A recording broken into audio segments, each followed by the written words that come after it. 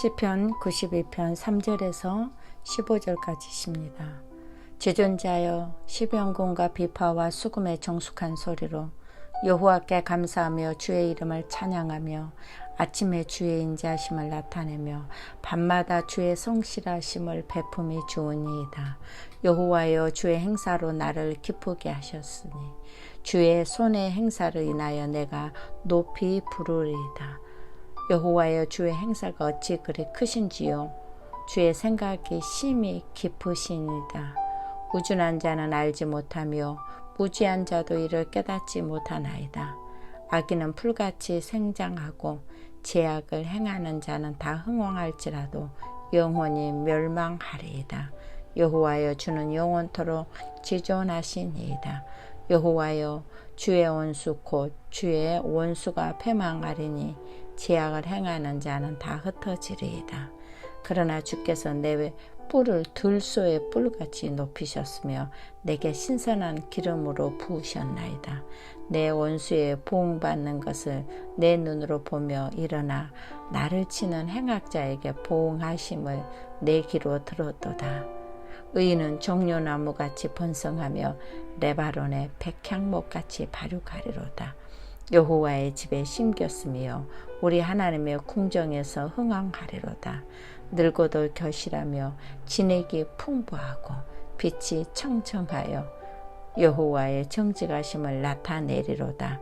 여호와는 나의 바위시라. 그에게는 불의가 없도다. 아멘. 시편 92편의 표제에는 안식일의 찬송시라고 써져 있습니다. 안식일에 주님을 예배하러 가는 기쁨에 대해서 노래한 찬양입니다. 안식일의 그 히브리어 원형은요, 샤바트입니다. 휴식하다, 집중하다 이런 뜻으로 사용되기도 합니다. 그러나 단순히 안식일은 쉰다는 개념을 넘어서 더 깊게 생각해 보면은 이 안식은 우리가 지키는 것보다는 안식일이 우리를 이스라엘 백성들을 지키셨습니다. 첫 번째로 감사하며 주의 이름을 찬양하는 자여야 됩니다. 주께서 찬양의 대상은 지존자이신 하나님이라고 말했습니다. 그 하나님께 감사하고 찬양해야 할 것은 그의 거룩하심을 높이는 것입니다. 그래서 오늘 본문에 보면은 찬양의 표현을 세 가지로 요약해서 보면은 첫 번째는 주님의 이름을 높이며 감사 찬양을 드리는 것입니다. 둘째는 날마다 변함없으신 하나님의 사랑과 성실하심을 증언하는 것이고, 세 번째로는 주님이 하시는 일을 그 행사를 기억하며 기쁨에 젖는 찬양입니다.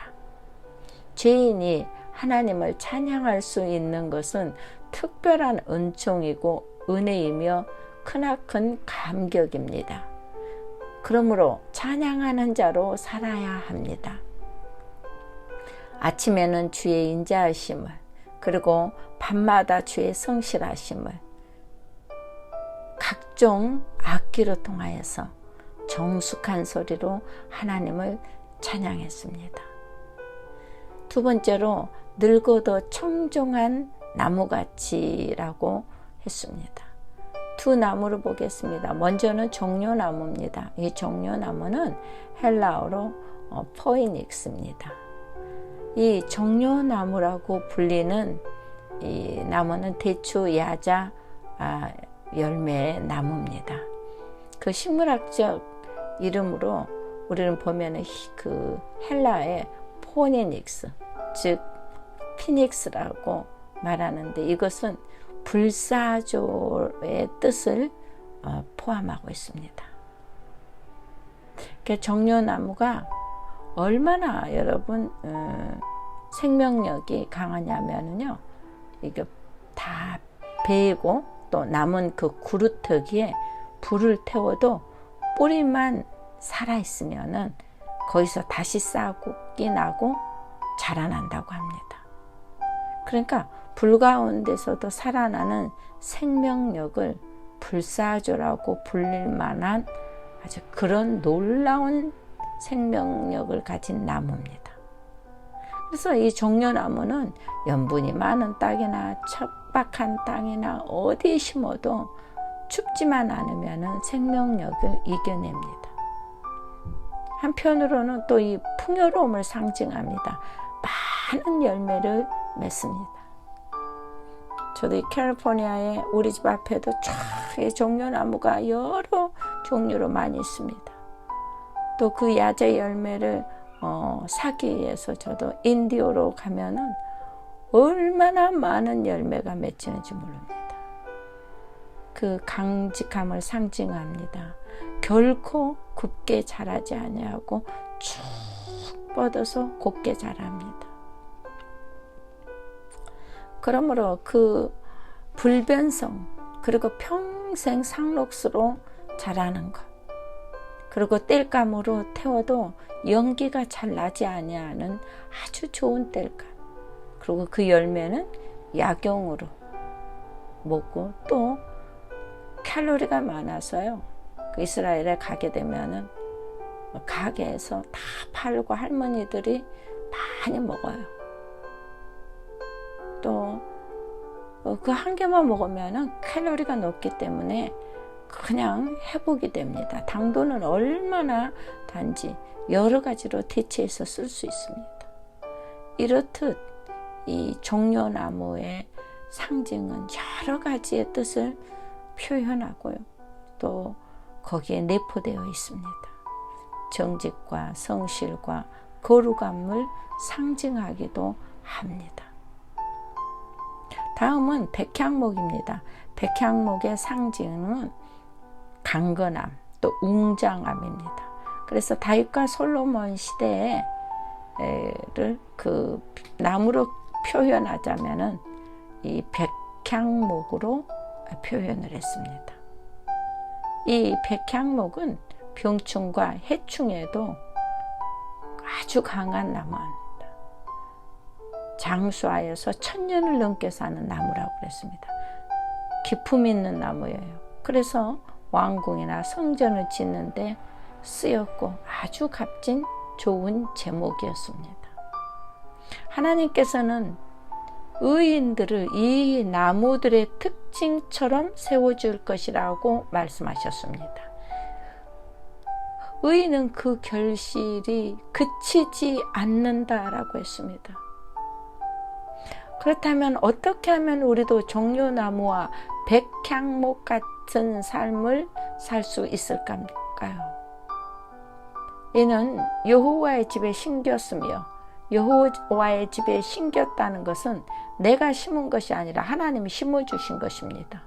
심겨졌다는 것은 바로 하나님의 뜰 안에 거한다는 것입니다. 하나님 안에 뿌리를 내리라는 말씀입니다. 그리고 더 자세히 보면 이미 하나님의 궁정 안에 있다는 말씀입니다. 그러므로 내가 할 일은 하나님의 말씀에 순종하고 힘을 내어서 성삼위 하나님을 찬양하는 것입니다. 13절로 15절을 보면 하나님의 뜰 안에서 번성하리로다. 그는 늙어도 여전히 결실하며 진액이 풍족하고 빛이 청청하니. 언제나 어디서나 하나님의 시선을 의식하며 살아가는 것입니다. 하나님과 마음을 같이 하고 요동함이 없이 살아가는 것입니다. 그럴 때 바로 이와 같은 일이 일어난다고 말합니다. 입이 청청하고 결실하는 사람은 나이가 먹으면 먹을수록 더욱더 빛이 나고 은혜로운 사람입니다. 그 빛은 하나님의 선하심을 드러내는 빛이요 거룩함이고 세상 가운데 있는 밝은 빛이십니다. 또한 이런 사람들에게는 정직의 열매가 맺어집니다. 다른 사람과의 관계 안에서 고든 것, 때로는 충성심, 때로는 바른 삶, 때로는 성령의 9가지의 열매들이 그 결실들이 그치지 아니하고 맺혀지는 것입니다. 그러나 악인의 번영은 잠깐입니다. 그 악인의 형통함을 보면서 우리는 용구할 것처럼 좌절하고 부러워하고 낙담할 때가 있습니다. 그러나 의인은 고난을 받아도 그 속에서 꽃을 피우고 열매를 맺게 하십니다. 바로 오늘 말씀처럼 여호와의 집에 심겼으며, 할렐루야. 주 안에서 주가 주시는 참된 결실을 맺는 종려나무요 백향목 같은 여러분이 되시기를 예수님의 이름으로 축원합니다. 기도하시겠습니다. 지존하신 하나님, 주님의 이름을 높이며 감사와 찬양을 드리게 하오니 감사드립니다. 날마다 변함이 없으신 하나님의 사랑과 성실하심을 증언하는 찬양을, 그리고 주님이 하시는 일을 기억하며 기쁨에 젖는 찬미로 살게 하여 주시옵소서. 하나님, 우리 삶이 여러 문제들로 인해 힘들고 지칠 때가 많습니다. 또 악인의 악행과 흥황을 보고도 낙심과 절명에 빠지지 않도록 굳센 믿음을 더하여 주시옵소서. 우리가 보는 나의 눈이 전부가 아니라 영원하신 지존자이신 하나님의 관점으로 세상과 내 삶을 볼 수 있도록 은혜의 눈을 허락하여 주시옵소서. 여호와의 집에 심겼으며 이 얼마나 감사하온지요. 아무나 심겨질 수 없는 그 뜰 안에 우리가 거하게 싸우니 주여, 그 거룩하신 하나님을 찬양합니다. 평생을 찬양과 감사로 드리어 복된 인생으로 살아가기를 원합니다. 하나님, 함께하여 주시옵소서.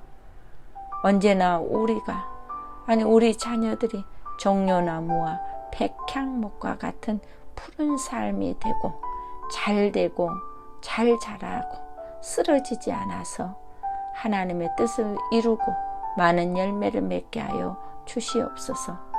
살아계신 예수 그리스도의 이름으로 기도하옵나이다. 아멘.